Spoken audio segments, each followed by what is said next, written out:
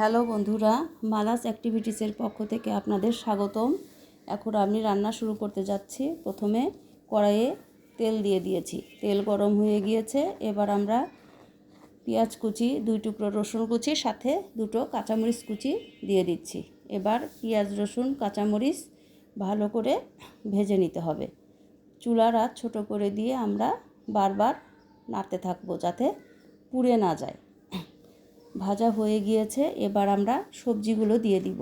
আমি গাজর, ক্যাপসিকাম, আলু, সিম কুচি করে নিয়েছি।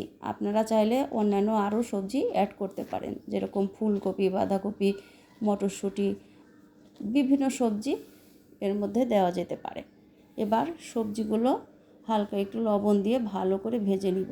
সবজি ভাজা হয়ে গিয়েছে, এবার সবজি ফাঁকা করে আমরা একটু তেল দিয়ে নিব। এবার তেলের মধ্যে 2টো ডিম ভেঙে দিব। হালকা একটু লবণ দিয়ে আমরা সবজির সাথে ডিমগুলো ভালো করে ভেজে নিব।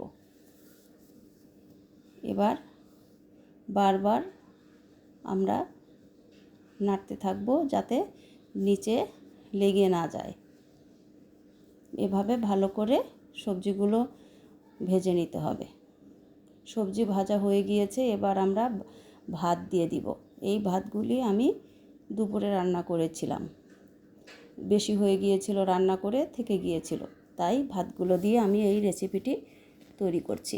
এবার সামান্য একটু লবণ দিয়ে সবজির সাথে ভাতগুলো ভালো করে আমরা মিশিয়ে নিব, আর একটু পর পর এভাবে নাড়তে থাকব। এবার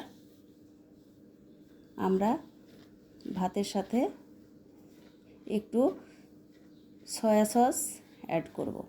2 চামচের মতো সয়া সস দিব। আমি সয়া সসের বোতলের যে মুখ, সেই মুখে করে 2 মুখের মতো সয়া সস দিয়ে দিলাম। এবার সামান্য একটু টেস্টিং সল্ট অ্যাড করব। আপনারা চাইলে টেস্টিং সল্ট নাও দিতে পারেন, আমিও দিই না, আজকে সামান্য একটু দিয়ে দিলাম। তো টেস্টিং সল্ট আর সস ভালো করে ভাতের সাথে এভাবে নেড়েচেড়ে মিশিয়ে নিব। রেডি হয়ে গেল আমার নিউ স্টাইলের ফ্রাইড রাইস। এভাবে রান্না করে খেয়ে দেখবেন, আশা করি আপনাদের ভালো লাগবে। ধন্যবাদ।